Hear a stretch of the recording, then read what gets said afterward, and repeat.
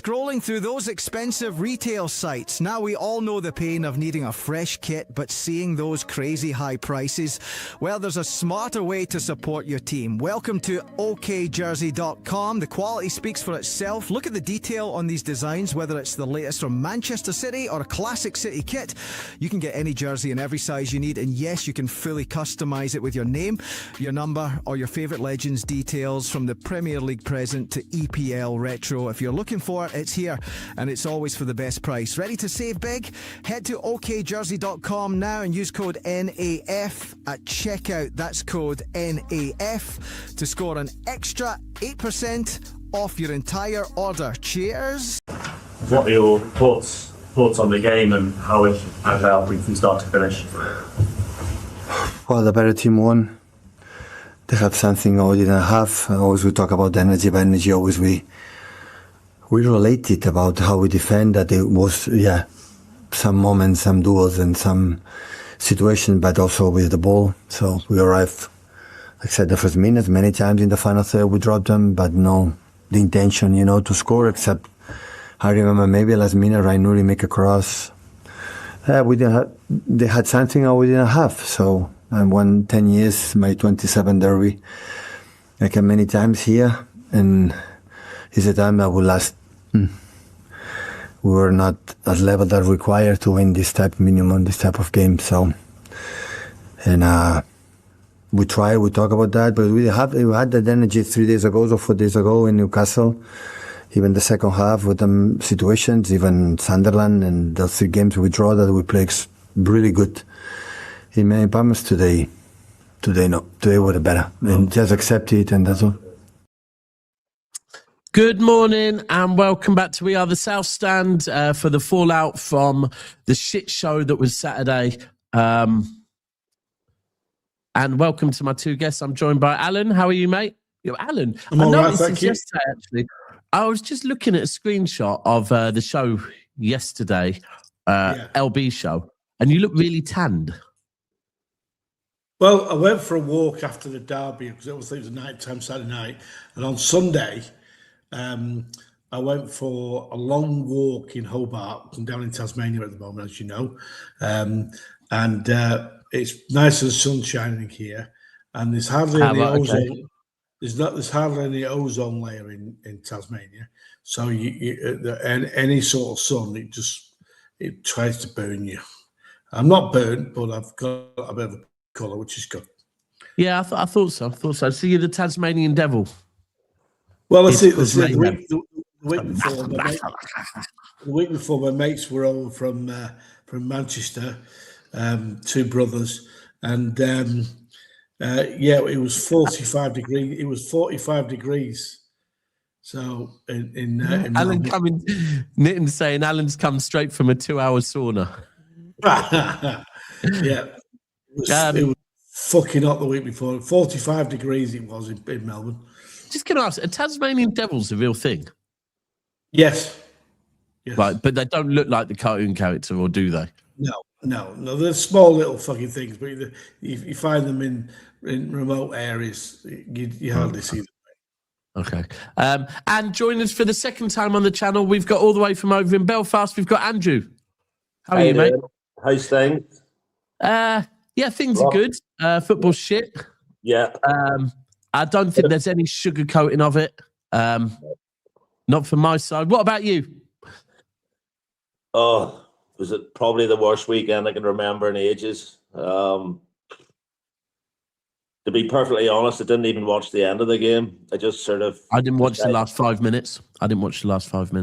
No, do you know what? I took a wee fell out for a drive to sort of cool myself down a bit. I couldn't. I got to the stage where I just couldn't keep watching it. There was just... Do you know what? I mean, what makes it worse? For me, watching a game, you've got to remember, I live with 2 Reds, right? So watching it with them. Yeah, so watching it with them.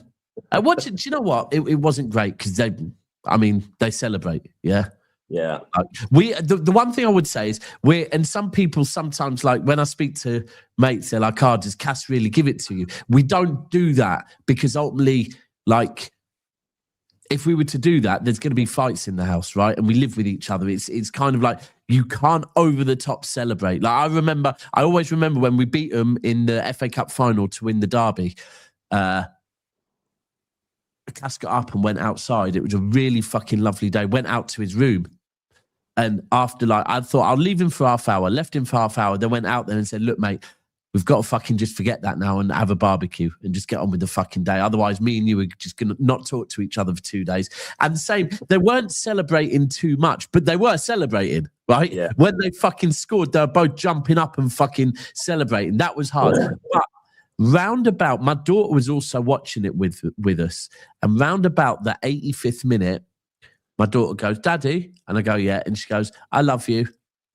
And at that point, I just smiled and I go, come on, let's go out. And I just went out and I went out with her for a drive. Exactly the same as you. Went for a drive, then dropped her off at gymnastics and thought. But the reason why it was so fucking bad for me is not only, I mean, there's 3 reasons. Firstly, we lost to Man United, right?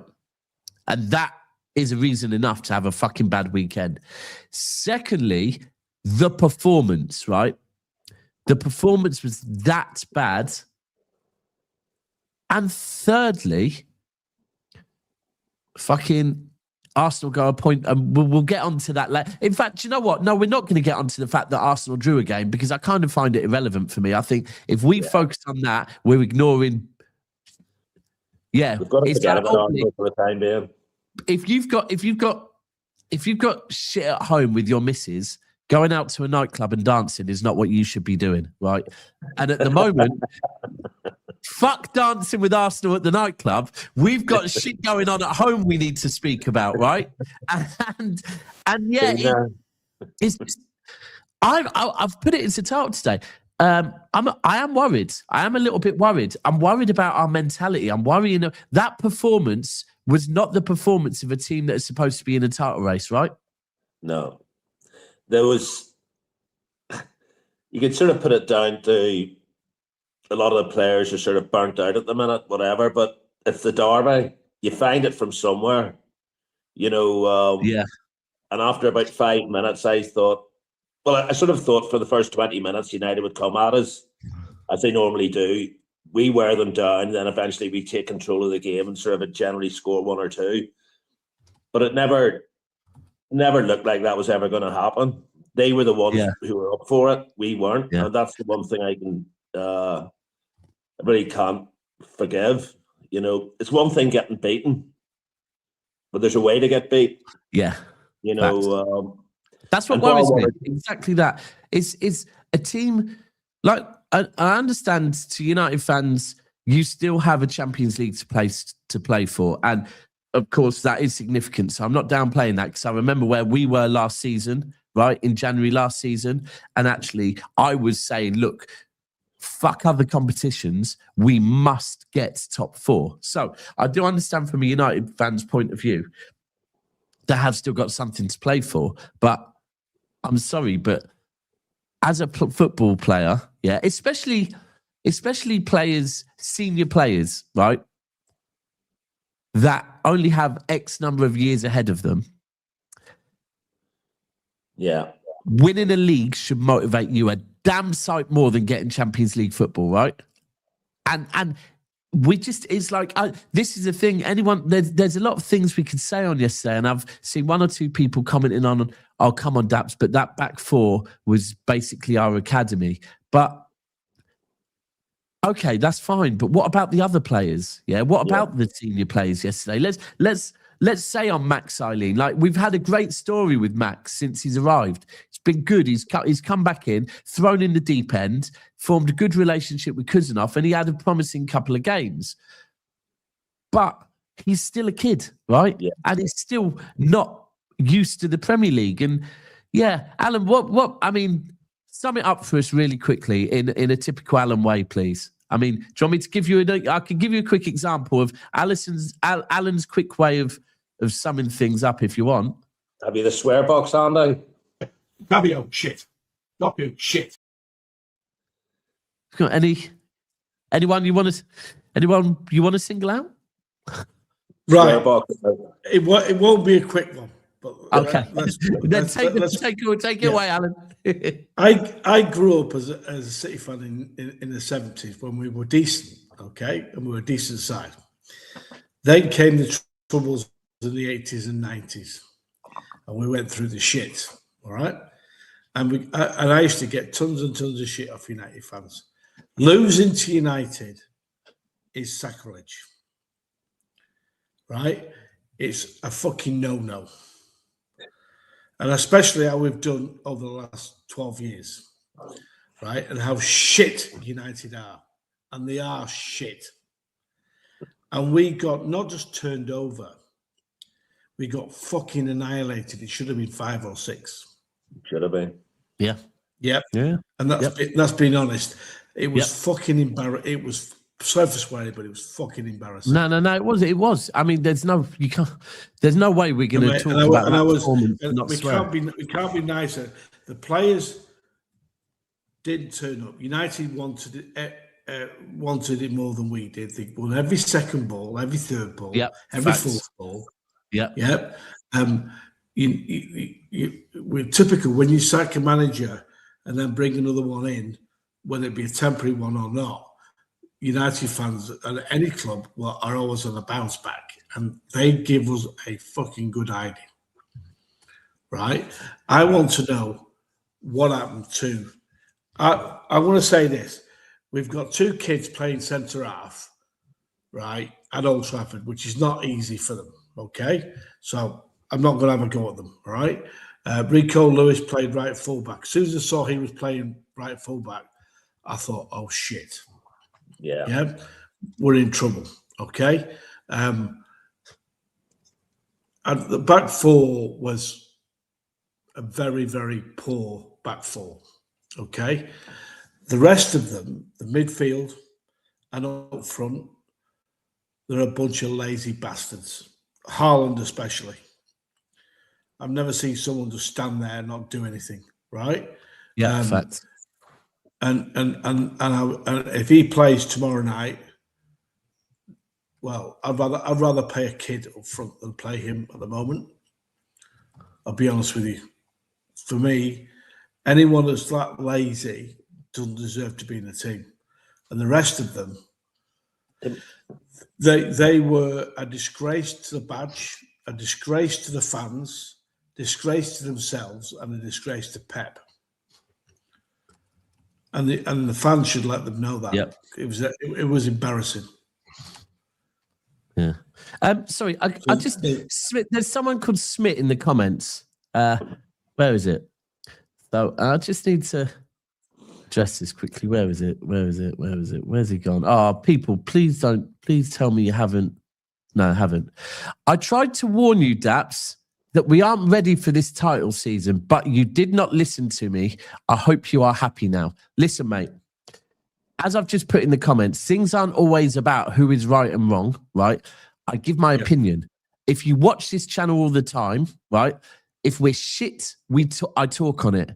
If we're good, and I think we're in a title race, which by the way, when we're within a couple of points of a team that are top I'm going to say we're in a title race, right? Now, as for you saying I gaslit the whole fan base, yeah?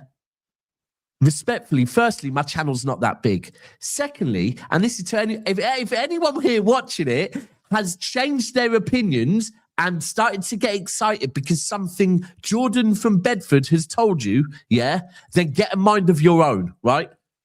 Because nothing I ever do is I'm not a content creator. I'm not Robbie. I've never walked around a stadium saying, everyone, get with me.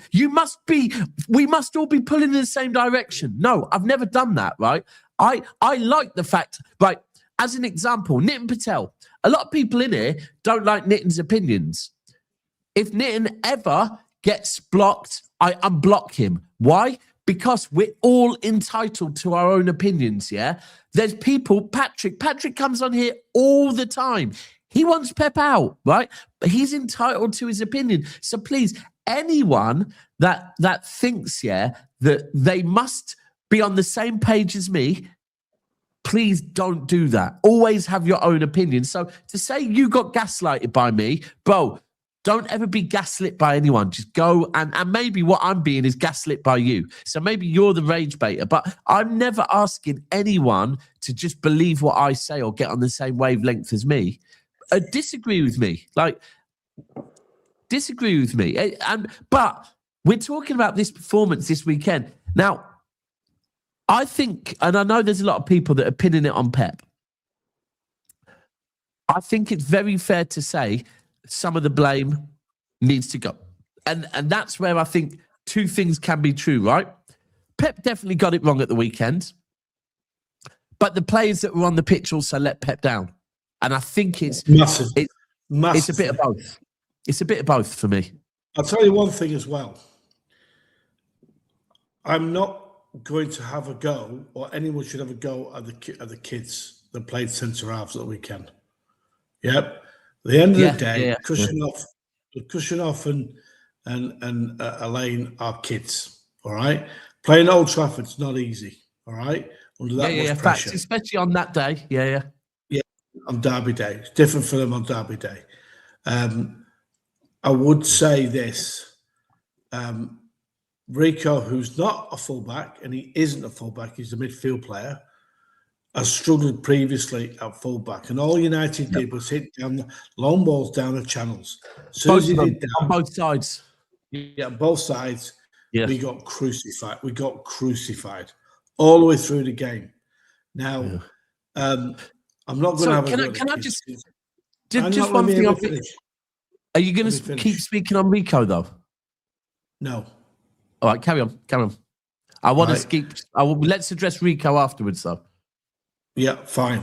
I thought midfield we were slow. We were lethargic. I just feel that because of the defence we've got at the moment, we're in trouble. We're in serious trouble over the next 3 weeks because none of them are coming back. Well, we're in serious trouble. I think this is the thing, right? So, firstly, just on Rico, let's. I've seen people saying Rico's crap. I'm going to ask the same. I'm so bored of asking this question. When you make a statement like Rico is crap, do you mean Rico in the final third, or do you mean Rico, the midfielder, playing as a right back, right? And if you mean Rico Lewis, the midfielder, playing as a right back, and yeah, you're right, because he's a fucking midfielder, right? But we have to, and this is where I do, and that game was crying out for Mateus Nunes, right? Yeah, we need, because Semenyo is more of an inside forward. He's not a touchline winger. Semenyo is not a touchline winger, right? He's more of a. Why is Pep playing out and out wingers at the moment when we don't need them? But he's not playing out and out wingers. Semenyo's not an out and out winger. He's an inside forward.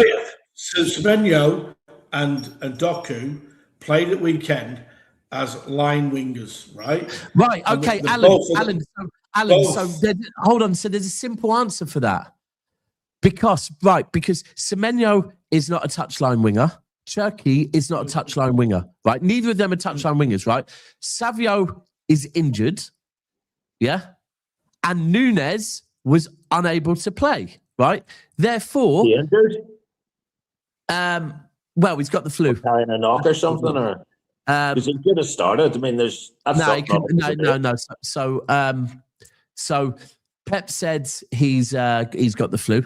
There are other rumours going around, but we hope that those rumours aren't true. I've been told by someone, look, Pep said it's the flu.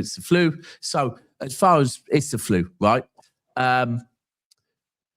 So Nunes wasn't available, but for me, like Nunes defensively has been a lot better this season, but also like Nunes needs, and people please in the comments, and absolutely no jokes about Nunes at the moment, please. It's like, nah, don't do it. Not right now. Read the room. Nunes was needed to overlap, right? What Rico Lewis does is invert. Yeah. And he was inverting into a midfield where we didn't need a midfield because they were so compact. Man United and Carrick were so fucking compact that we needed players to stretch the game, right?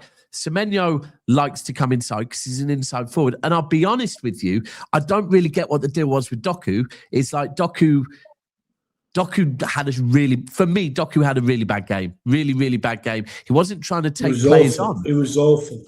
He wasn't trying to take players on. It was weird. It's like, and the couple of times he did try and take players on, he overkicked the ball. But does anyone think, I mean, and people, right, Bernardo and Rodri are two of our most senior players. I kind of think that they had bad games as well. Like, Yeah, really I bad can't remember games. the last time I saw I tell you, who had a bad game. Foden. Foden with both. You know what? The fact that I said Rodri and Bernardo had a bad game, right? Foden was non-existent. Literally. Like, I don't remember seeing Foden really do anything at all. So you're right. Foden should be the one. Sorry, say that again, Andrew. Even his corner kicks weren't even hitting the 6-yard box. You know, I mean, our corner kicks were shit. You know, there was a period there where we were getting, output from corners. You know, we were scoring a few goals from set plays, but on Saturday it wasn't even. No, it was. Do you know what? Pep summed it up when he got asked about that Doku, the foul on Doku, and I'm gonna give my opinion on this, and I know some City fans won't like it. Real time when it happened, straight away.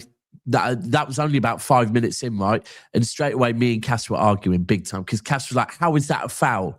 And I was like, "Mate, that's definitely a foul, right?" We looked at it a few times. Cass was still saying, "Nah, for me," and I said it should be a yellow, right? Now, I understand by the rules of the game, potentially to be consistent, maybe it should have been a red card, right? Even more so. It was a red. There's no question about it. Well, for me, and this is again, that's why I said by the rules of the game, right? By the rules of the game, and if you see a slow motion picture, right, it looks fucking awful. The slow motion picture looks absolutely awful. However, when you see it back, Doku gets out of the way, luckily, and it just scrapes him, so it doesn't hurt him. Now, but that doesn't really matter. Hold on. Now, I have been told that referees are being encouraged early on in games to not kill games off too early. And I don't know, I'm being old school a bit here, that the old school me would be, if I'm the referee, I'm giving him a yellow card. I'm telling him, you are fucking lucky that player got out of the way, right? Anything else from you this game and you are straight off, right? For me, right? Yeah. But I do understand by the rules of the game, yes, it probably is a red card. But the biggest thing for me is when I'm seeing people focusing on that, I think, get the fuck out of here. We've got so much we can focus on right now.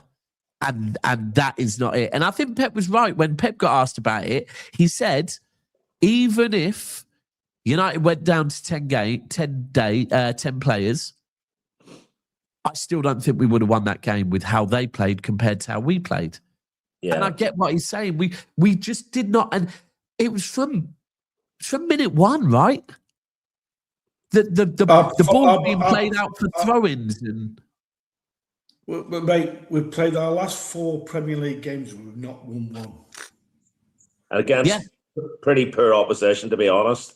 Yeah. And our last 4 Premier League games, we have not won one. Yeah. We're in trouble here. Yeah, we're in trouble. Do you think that Pep has a sort of Achilles heel when it comes to coming up against managers that are either temporary or one-off games? He doesn't seem to be able to, if you go back to the Chelsea game, was their under 18 or under 21 coach brought Chelsea to the Etihad? Good point. We should have been 2 or 3 up at half time, granted, but what happened at the end of the game was bound to happen. You could see it in the stars. And then, as I say, Michael Carrick, who's not really done much managerially, Well, do you know what? Pep first game, and Pep, he totally outfoxed Pep. Pep just didn't have any answers. Did you see any of the interviews in the week? Did you see any of the Pep build-up interviews? There was 2. So there was a Pep press conference on the Friday, and then actually Sky Sports before the game, when they interviewed him before the game. And in both of them, kind of Pep said, it's always good to have as much data as possible on managers, right? So that you know how they're going to play. And as much data as possible. Now, we have to remember there's I don't know now if they're still the same 2, but when Pep arrived at City, and certainly for the first 3 seasons, Pep had the 2 same people that were his video analysts at Bayern and at Barcelona. They're his consistents, right? Remember where I always remember, a really good example is I think it's a 100-point season. Yeah, well, it was 100-point season. It was, and we just beat a team in December because that was the season Amazon did us, right? So we just beat a team in December, and Pep said after the game, he said, "Now I want you all to go home, have a good Christmas with your family, but."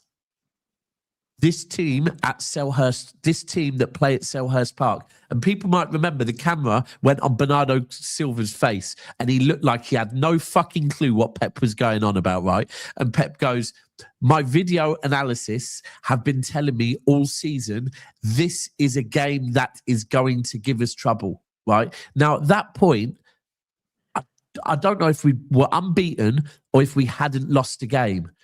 And we went and drew to Palace, right? Having data is very important. Now, that first half for me was like, I'd been saying all last week, so I got it wrong as well, by the way.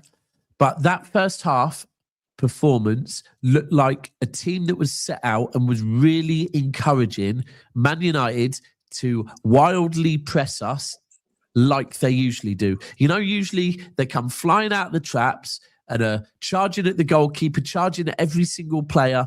And then after 20 minutes, they get tired and they back off. Whereas what I saw on Saturday was a team that were not pressing when we wanted them to press. It was a Man United team that were pressing when they saw trigger points. And again, I have to say, Cass told me this. Carrick does not work the same way as other managers. He sets up triggers. Now, for me, it was very clear we had 2 triggers. When Ake got the ball on the left, or when Rico Lewis got the ball on the right, straight away, you could see their players pounce because they knew. And straight away, Max was kicking the ball out for throw-ins, and you could see they were just pressing us at the right time. And we looked too nervous. And the maddest thing is, I'm going to go back to talk on Rodri and Bernardo again.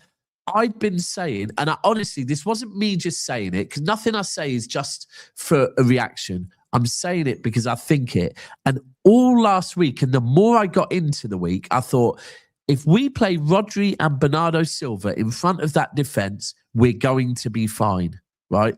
I honestly just thought, how are they going to get past them? And I look at Bernardo and I look at Rodri and think, you two were really, really bad. Like that, and they're 2 of the players. Foden, I agree. I think Foden and Haaland, I'd probably say over worst. But then behind that, I do have to look at Rodri and Bernardo and say, you were giving the ball away as well, and you 2 contributed to the nervousness of the defence. I think a Rodri pass put Kuznov under mad pressure at one point. So, it's very easy to go Rico. What we all want to do is go Rico Lewis, Bernardo Silva. That's what the City fan base seem to want to do. I will say this, Daps. A lot of fans over the last 24 hours have been giving Ake a load of grief. All right? Yeah. Ake is playing with injections in his knees at the moment and playing through the pain barrier to help us out, to help us out. Okay? Yeah. Right? So please, back off Ake. If it weren't for him, Agreed. It would be a lot more. It would be worse. Yeah. Right? Now, He's putting himself at risk and his World Cup place at risk at the moment. But here's the thing, and I agree with you. By the way, I think there's playing through injuries and there's really playing through fucking injuries, and it does seem like, because I remember last season hearing Ake was playing through injuries.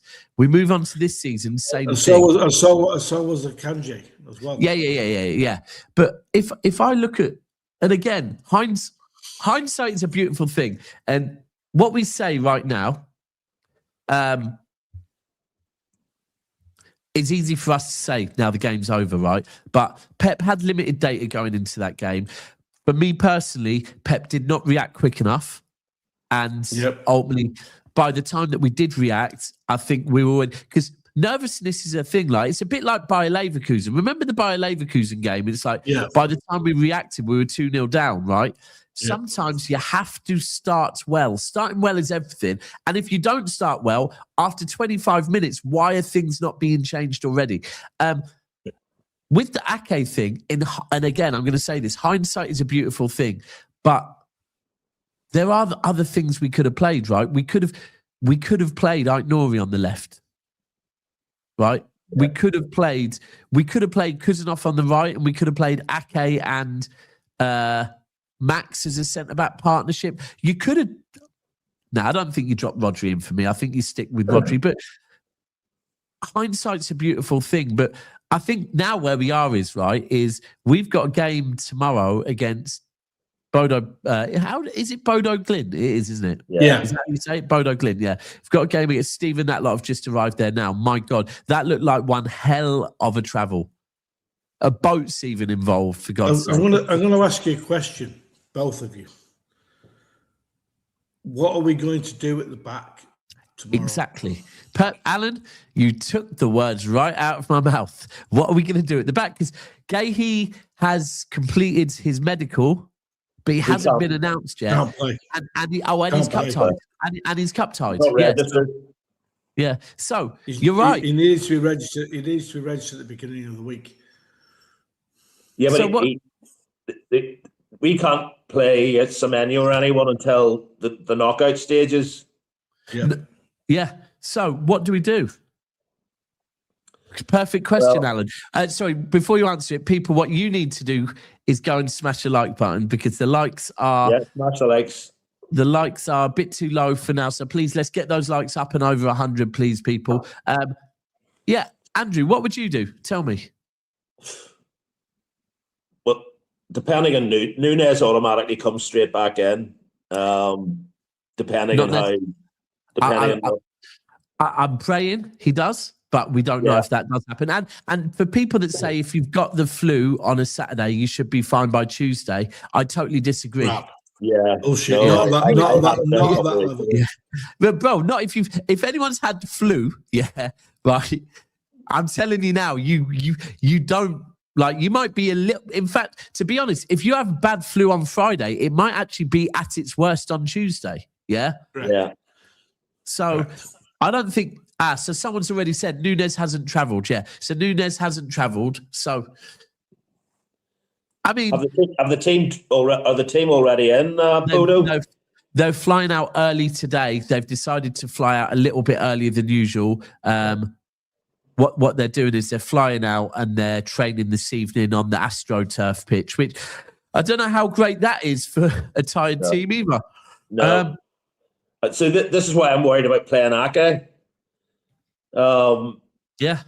Normally, given the situation, I would automatically play him, but on that sort of pitch, it only takes one sort of bad turn or something like that. He gets his foot caught in it, because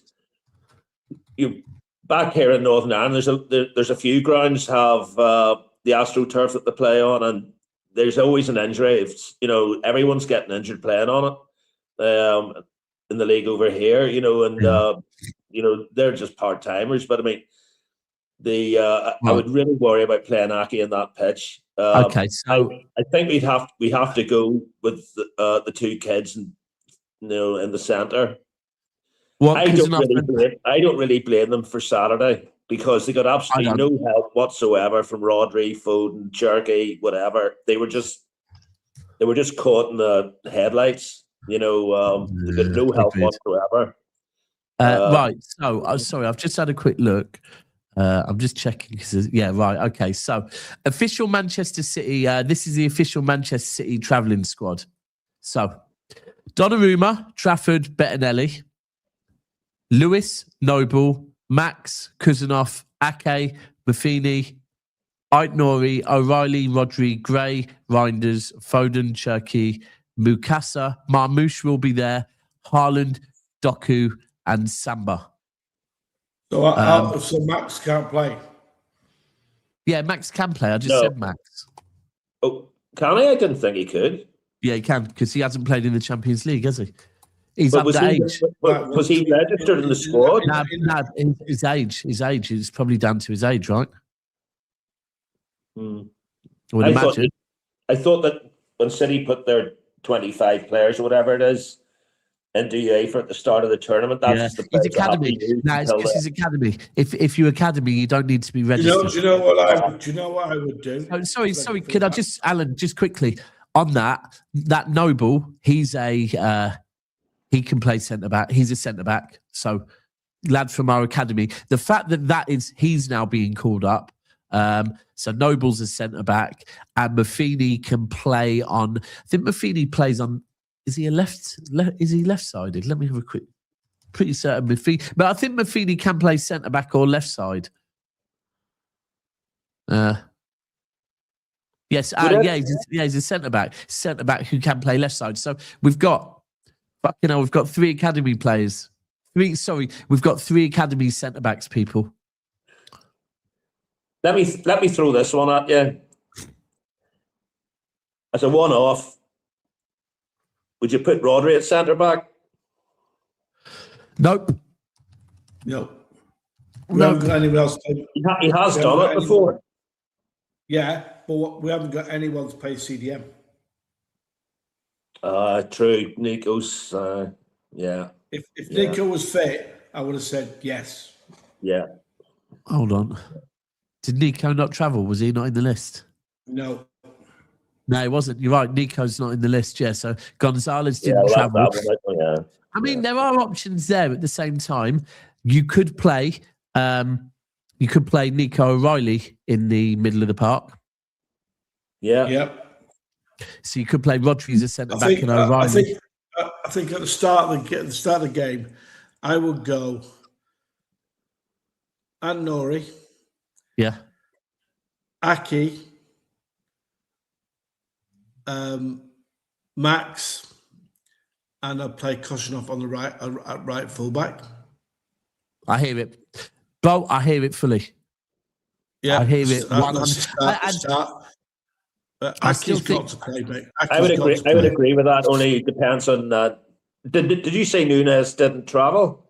Yeah, he didn't travel. No. Okay. He's in bed, mate. Yeah, he's in bed. For me,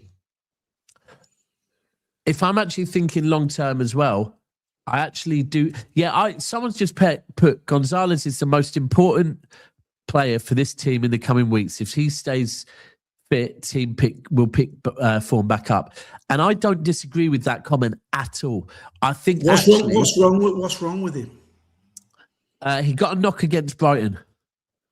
Is he going to be fit for the weekend? It's not, I don't know. It's Monday. But the one thing I'd say is he got a knock against Brighton. In the next game, he was on the bench, right? But then after that, so I don't think that Gonzalez is too far off. And I do think the one thing I feel with Gonzalez is that he's a dual winner, right? He's absolutely a dual winner and a ball winner, right? If you go and look at his stats this season, although everyone tells me he's an 8 that, we played in a 6, and I hear it, he is. When he goes forward, sometimes you get glimmers of that. But I think he's actually, like, Rodri's position is a lot better. Rodri's forward passing is a lot better. But Gonzalez dual winning is really fucking good. I think he's important to us. And I don't know if anyone heard what Rodri said after the game, but this is important thing as well, that up until now, I don't feel like it's been Rodri getting back into rhythm, I feel like it's been Rodri getting over his injury, right? Yeah, and you can tell by the fact that you know he's been given rest, he's been given periods off. We've had that period where there actually wasn't an injury; he just wasn't being played because he didn't feel right. After the game, Rodri came out and said, "My body now feels like it's ready to play for the rest of the season." Right, so it now feels like, okay, step one of the Rodri recovery is done. Rodri feels comfortable in his body again. And I did notice signs of that in the Newcastle game. In the final 20 minutes, Rodri was going in for tackles a lot harder, and Rodri was sprinting forward, sprinting back. And I started thinking, he looks a little bit more comfortable. But we do need Rodri to get back to rhythm, because for me, his pass, like I even remember against Exeter, he lost the ball on the halfway line with a weird pass, and I thought that's not Rodri like, and I think he's going to take a lot of time. Now, do we play O'Reilly there? And I wouldn't risk Rodri as a centre back because I just would fear of him getting an injury there. Yeah, well, I think it's down to Rodri to make that choice at the moment. At the moment, we need him. O'Reilly could play in there. Whether he plays centre back? Well, he could do. Nah, it shouldn't be a Rodri choice. No, it should be a Pep choice. Yeah. Well, at the end of the day, mate, we've got serious issues. We can't dress this up. We've got serious issues. Yeah, we have. I mean, we've got some big games coming up as well, and I don't just mean, you know, Newcastle's second leg. That's an important game. Listen, tomorrow night is an important game. Our qualification is not guaranteed, right? And we certainly we need 4 points to guarantee it, right? At this point, I don't think we can guarantee 4 points, and we don't want to be doing what we did last season with that playoff, because with the number of players we've got left, the last thing we need is a playoff game, a two-legged playoff game against someone that's probably going to be quite good. So you are, Alan, you're right. I just feel like the problem we've got, mate, is that we've got players out for a substantial time. They're not coming back next week, and we've got games coming up where we need to get results. Okay, and these players are not coming back anytime soon, and that's an issue for me. Facts. I mean, Gonzalez, hopefully. We got Marmoush back. We've got Ike Nori back, right? And to me, Haaland can go and sit on the bench in the -12 on Tuesday, and Marmoush needs to play. But I did read that potentially Marmoush, Marmoush false 9, maybe. Oh, hold on, Semenyo false 9, maybe. Oh yeah. Maybe Semenyo false 9. Mate, Haaland needs to be dropped. Semenyo can't play. Semenyo can't play. You're right. Thank you. Yes, Semenyo can't play in the false 9. You're right. So yeah, I mean, yeah, exactly. So he can't. Yeah. I would play Marmoush. I know he played on Saturday night, but travel, etc. But he should certainly take up some of the workload off Haaland. I mean, whether you play Haaland on Tuesday and let him rest against Wolves. That's what I'd be doing. Personally, I think Big Steve's just flattened it on his ass. Hold on.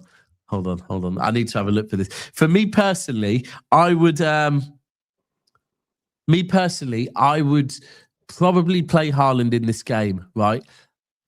Simply because he's lived over in the cold for some of his life, right?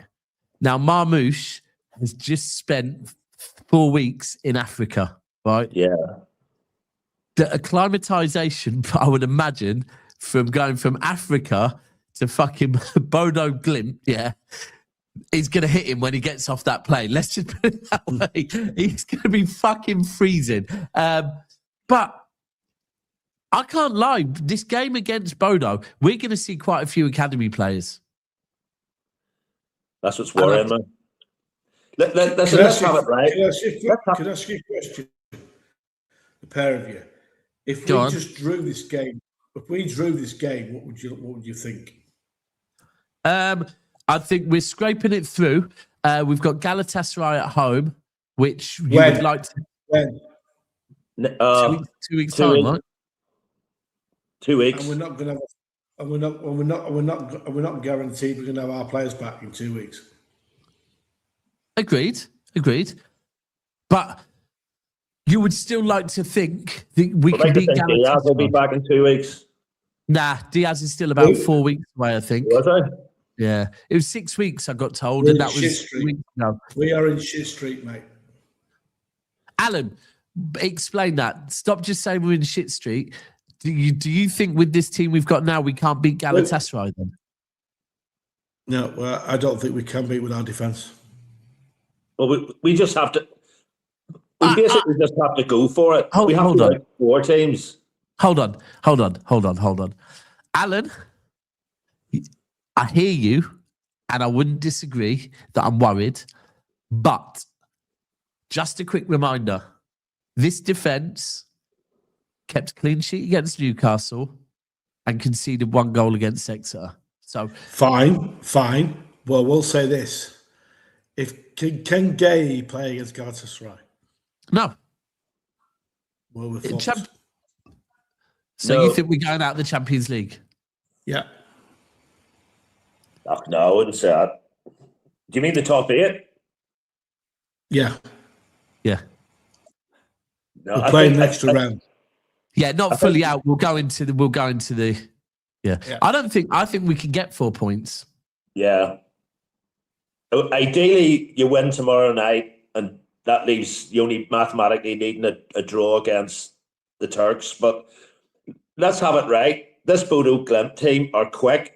They have a very, very good record at their own place. They tend Very to get good sort record. of, you know, They have fact, absolute fact. they've got a wee small 8,000 stadium. You're in the middle of the Arctic Circle. You know your dog should be receiving at least Big teams have gone there and got absolutely mullered. You know, I remember Jose Mourinho's Roma got beat 6.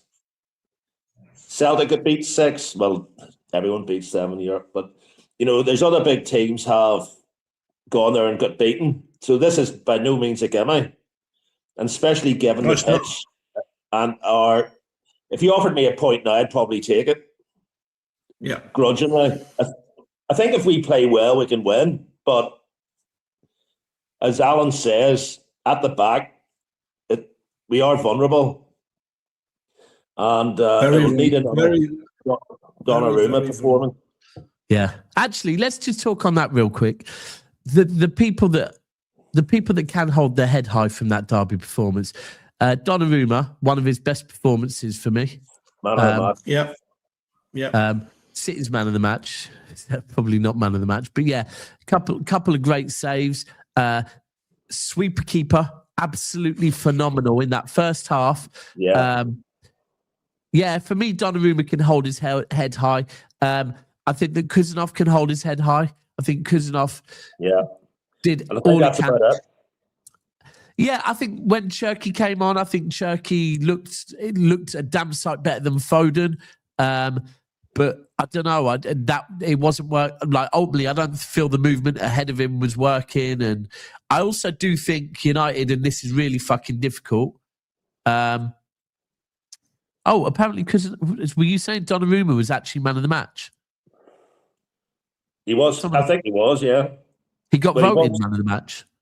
Well, obviously Sky will have a different angle on it. You know, they'll probably have picked a United player, but I don't thought think Kuzanov was good. Now, just quickly on Kuzanov for me, I feel like Kuzanov is go. I'm going to say it again, and I know people are going to disagree with me, but a few months ago, it came out that City were potentially putting a hold on looking for a right back because they were happy with Kuzanov. Right, Nunes has also been very, very good. Now, I actually do believe that fully fit Nunes and Kuzanov give us 2 options on the right-hand side of defence. With us buying Guehi, right, this is a really, really interesting conversation. With us buying Guehi, with the contract that Diaz has signed, and also the fact that I do think Diaz is a very, very good defender. And then you've got Vardio, who's also a very good defender, right? Does this mean that potentially Vardio gets pushed back out on the left? And does this mean that Kuzanov gets pushed out on the right? If we're fully fit, right? Probably, yeah. Okay. So that then means, what do we do with Nico O'Reilly? Do we leave Nico O'Reilly as a... And actually, maybe that's... Do we leave Nico O'Reilly as a backup for Vardio, and Nunes and Kuzanov keep switching on the right-hand side? I think, it's, at least whenever we get back to that situation next season, we're in a good place. We're in a good place, but, this is where the rotation comes into it. Yeah. You can leave... Can I ask you a question? When Stone's available? Bro, no. Oh, fucking hell. No, I think that ship's passed.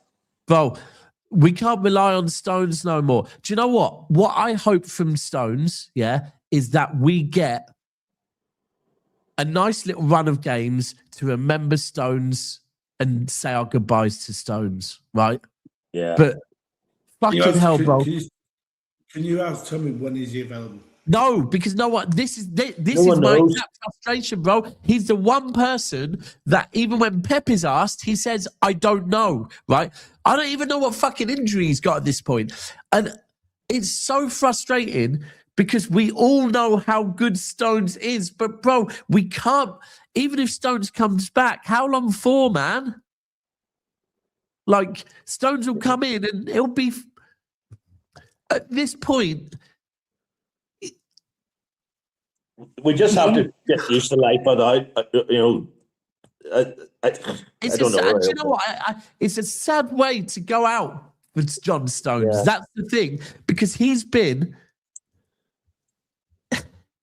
world class. He's been like, for me, I've said this so many times. If you look at Manchester City the last 9 years, and if you at any point want to say the best Manchester City, John Stones was there, right? When John Stones was fit, Manchester City were at their best. Yeah, when he was fit, right? Yeah. Whether it be the Champions League final, whether it be, do you know what? The one game that always stands out to me, maybe a bit, because I was there. But in fact, do you know what? I've been privileged to say, I think, I have seen John Stones' two best performances live, right? One was the Champions League final. That performance that day, and he left everything on that fucking pitch, right? Maybe that's why he's so... Because he left everything. You could see by about the 80th minute, he was blowing out of his absolute arse and he kept going.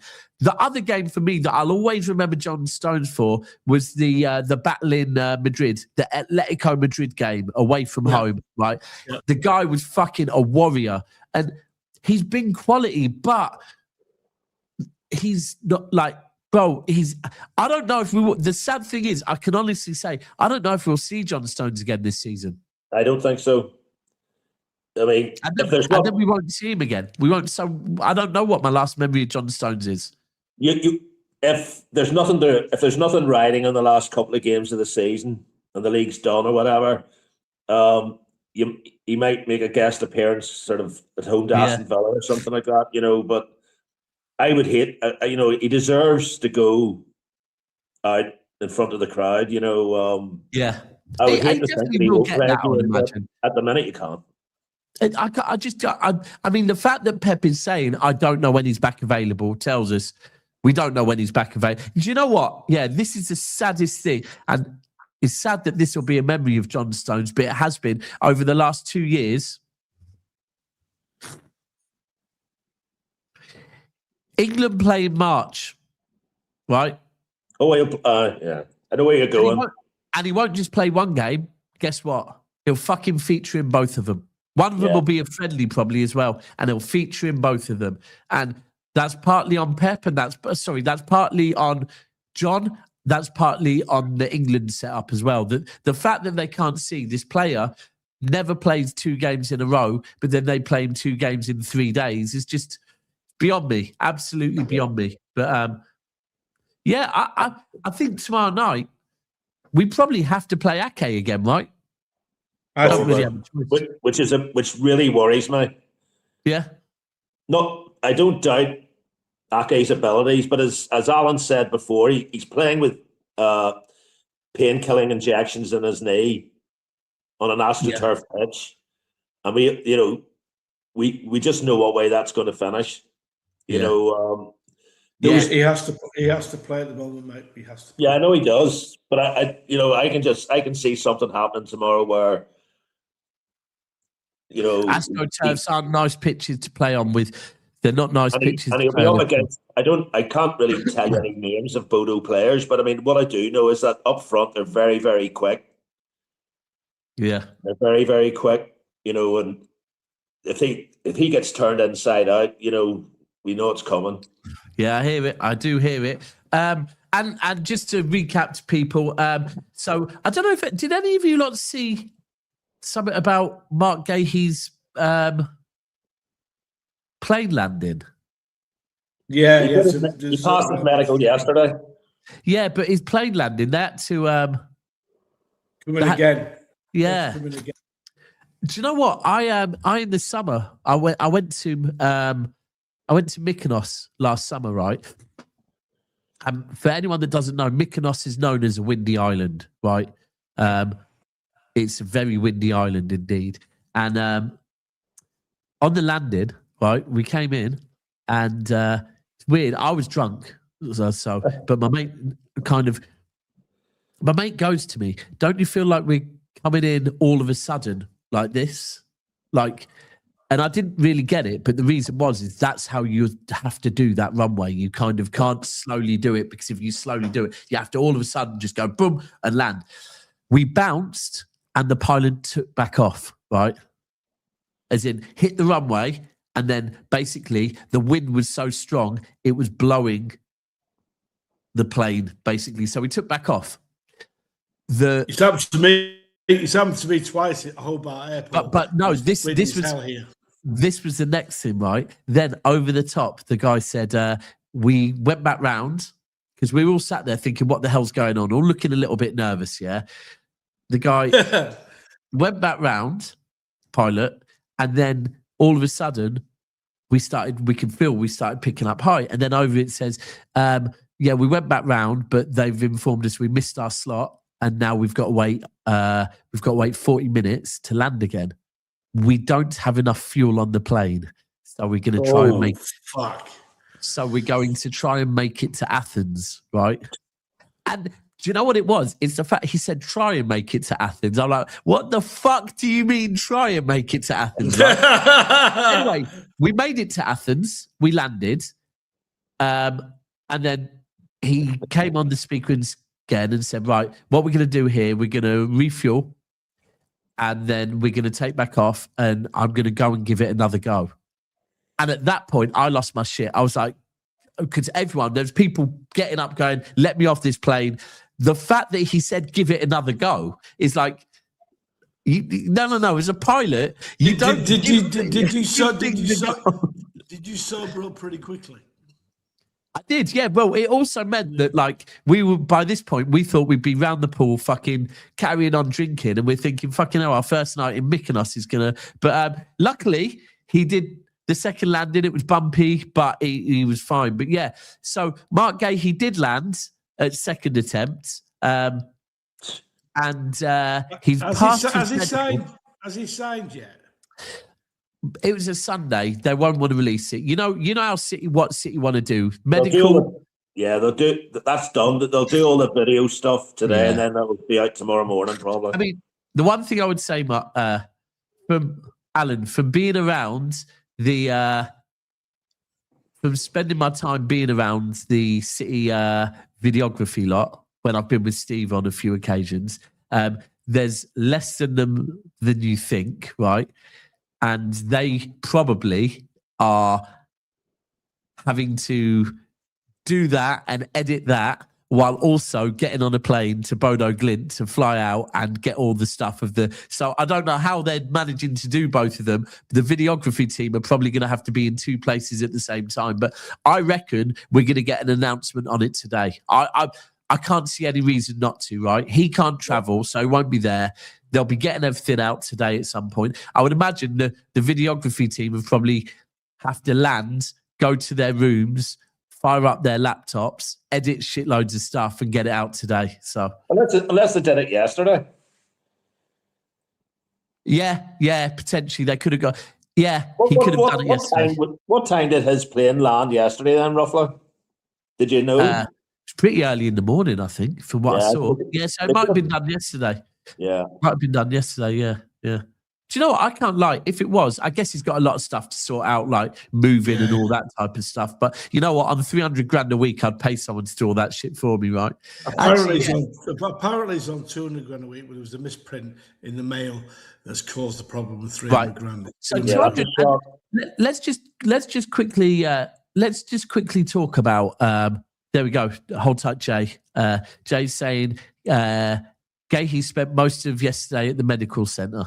Right, so media team was spread out yesterday as women's game. Yeah, there we go. Yeah, he's right. So the media team would have been at the women's team. So this is the thing.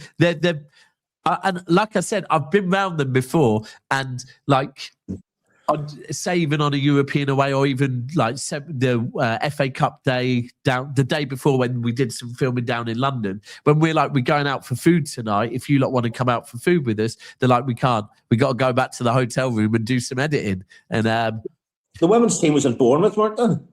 Yeah, so I mean, there's the travel factor of that as well. Yeah. So just quickly on the Guehi thing, someone else is saying a misprint, but I think something that's really, really important for people to remember, right, is because I actually did the maths the other day.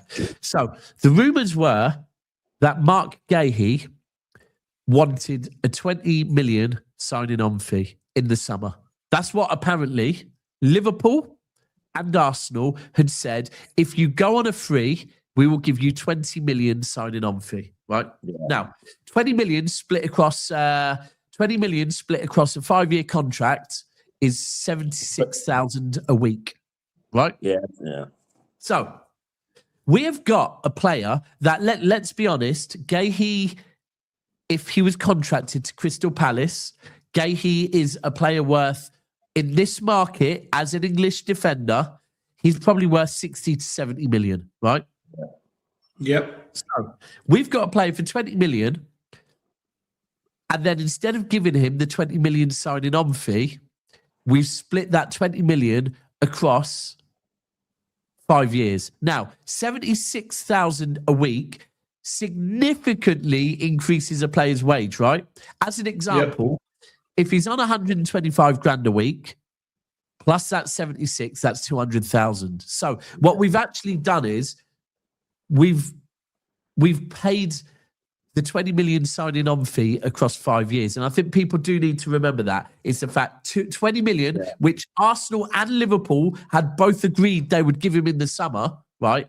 We've just split across 5 years. So anyone that's saying, oh, look, City are doing this and that, well, you were willing to do it, but you were going to just give him 20 million potentially. So it's just the usual City slander. I think when you see, in fact, by the way, since we lost to United, has anyone noticed there's less 115s, there's less talk of spending, right?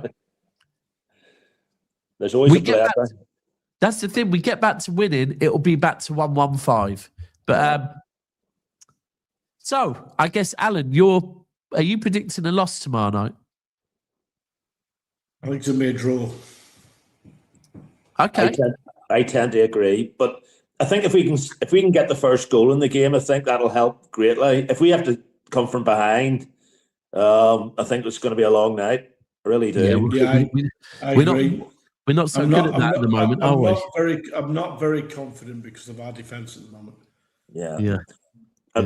One thing's for certain: on Saturday, Guehi starts at the back, no questions.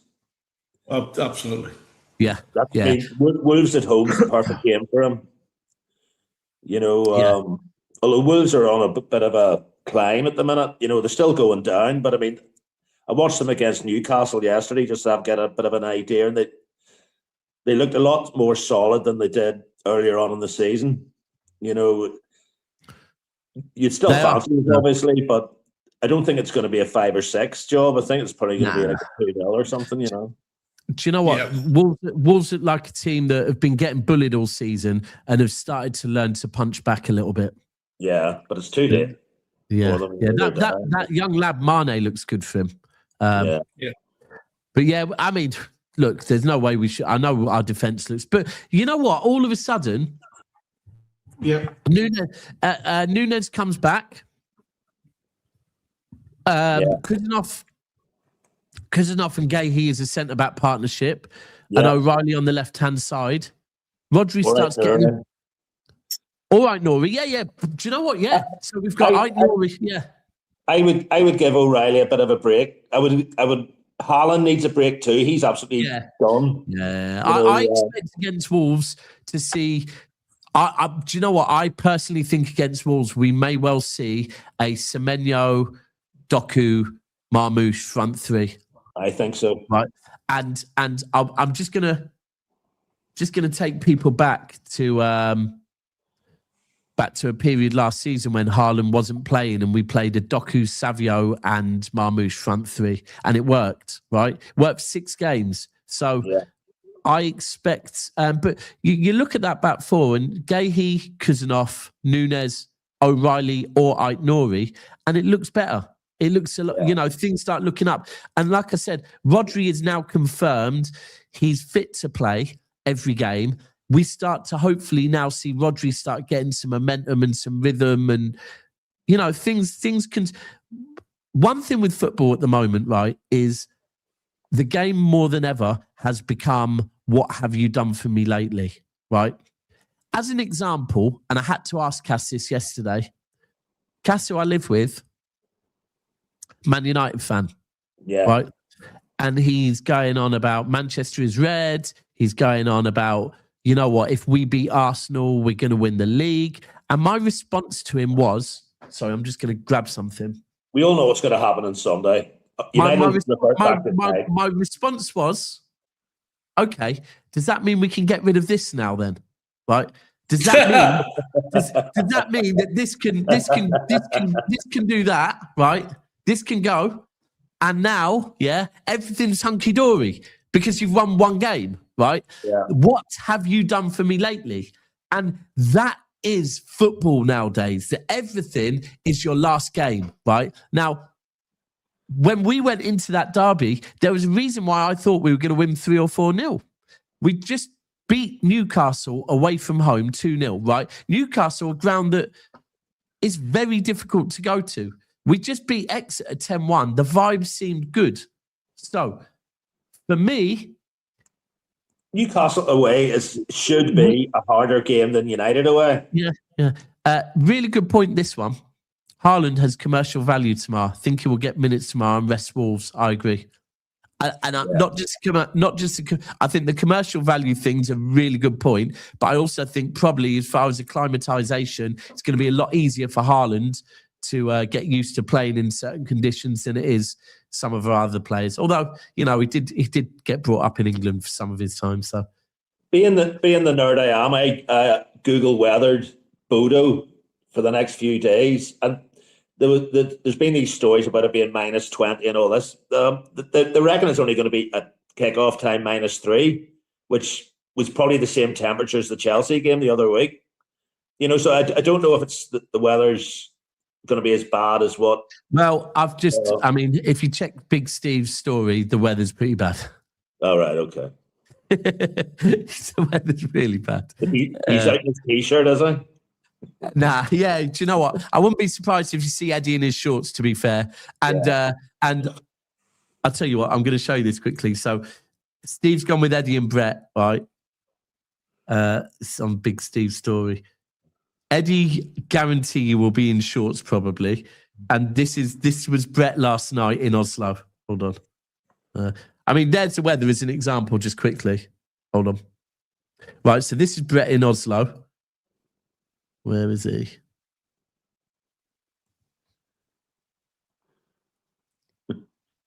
Wait. Now, Brett is not a native. Brett's from Grimsby, right? But he looks well at home there. But Just hold across on. the water for him then. Yeah, so this is Bodo. Jesus.